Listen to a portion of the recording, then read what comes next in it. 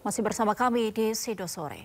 Pemirsa, Presiden Prabowo Subianto tadi malam menggelar pertemuan dengan sejumlah tokoh bangsa yang tergabung dalam gerakan Nurani Bangsa di Istana Negara.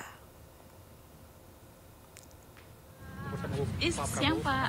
Satu persatu para tokoh lintas agama, cendekiawan dan pegiat kebangsaan yang tergabung dalam gerakan Nurani Bangsa atau GNB tiba di Istana Negara pada Kamis sore. Mereka diundang Presiden Prabowo Subianto untuk melakukan pertemuan dengan Presiden. Para tokoh nasional yang hadir diantaranya adalah Sinta Nuria Abdurrahman Wahid selaku Ketua GNB, Quraisy Shihab hingga Komarudin Hidayat.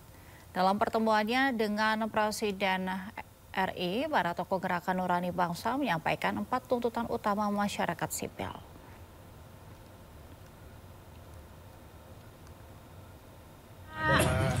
Pertama, membentuk komisi investigasi independen terkait Prahara Agustus 2025. Kedua, pentingnya pembebasan aktivis mahasiswa dan pelajar yang masih ditahan agar pendidikan mereka tidak terputus. Ketiga, perlunya evaluasi dan reformasi kepolisian yang disambut Presiden. Presiden bahkan dikabarkan akan segera membentuk tim atau komisi reformasi kepolisian. Keempat, pentingnya jaminan supremasi sipil dalam kehidupan berbangsa dan bernegara. Presiden pun menegaskan komitmennya dalam hal ini. Siang, Pak. Apa yang kami sampaikan diterima dengan baik oleh Bapak Presiden. Bahkan beliau membahas secara detail satu persatu, poin demi poin, apa yang kami sampaikan. Yang intinya adalah selain apa yang sudah dikenal oleh masyarakat dengan istilah 17+8, tapi di luar itu juga banyak tuntutan lain yang semuanya kita bersyukur sebagaimana yang disampaikan oleh Bapak Quraisy Shihab. Bapak Presiden tidak hanya menerima tapi juga memahami, bahkan membahasnya secara detail itu. Yang kedua adalah saya ingin sampaikan di sini bahwa salah satu tuntutan masyarakat sipil yang juga menjadi aspirasi kami dari GNB adalah perlunya dibentuk komisi investigasi independen terkait dengan kejadian Prahara Agustus beberapa waktu yang lalu yang menimbulkan jumlah korban jiwa, korban kekerasan, luka-luka dan seterusnya yang cukup banyak. Presiden menyetujui pembentukan itu dan detailnya tentu nanti pihak istana akan menyampaikan bagaimana formatnya. Juga kami menyampaikan tuntutan bahwa adik-adik kita, anak-anak kita, para aktivis, para mahasiswa, bahkan para pelajar kita yang saat ini masih ditahan di sejumlah kota, di sejumlah provinsi, kabupaten, kota di tanah air, kami berharap sesegera mungkin bisa dibebaskan karena pada dasarnya mereka adalah anak-anak kita yang mestinya mereka tidak ada dalam posisi seperti itu. Karena dengan ditahan lalu kemudian mereka menjadi terganggu bahkan bisa terputus proses pendidikannya.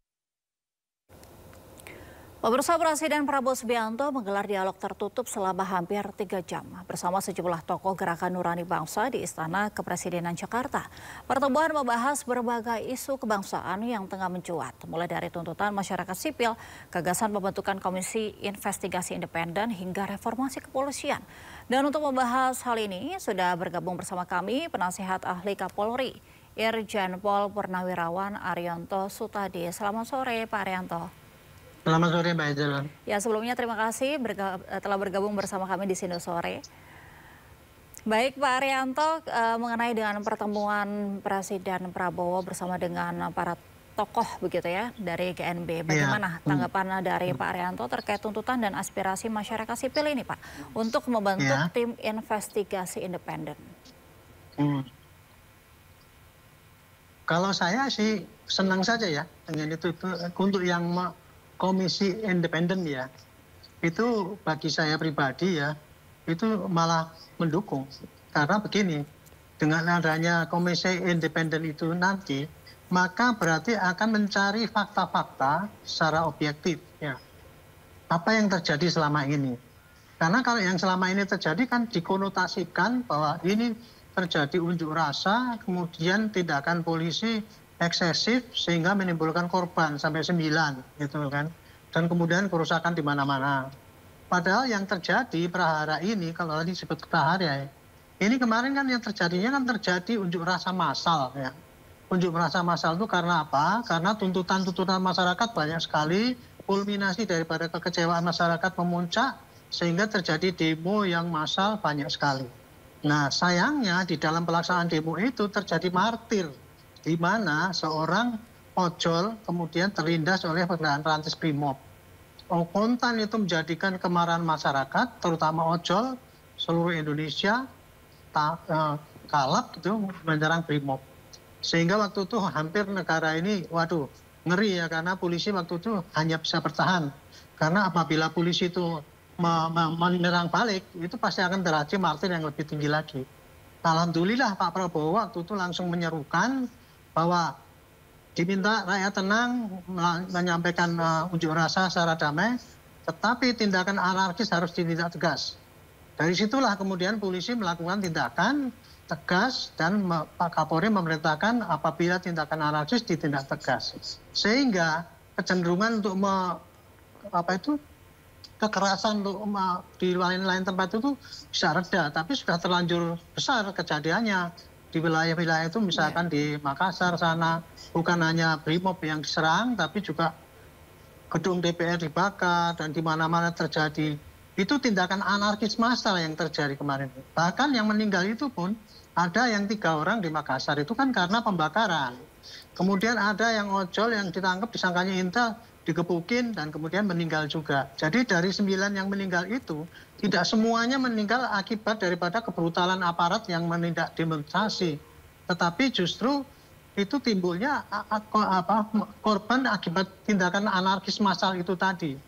Makanya kalau ada tim komisi independen ini, saya sangat senang karena nanti akan dilihat, nanti tim independen itu akan melihat nanti ini korbannya itu karena apa gitu ya.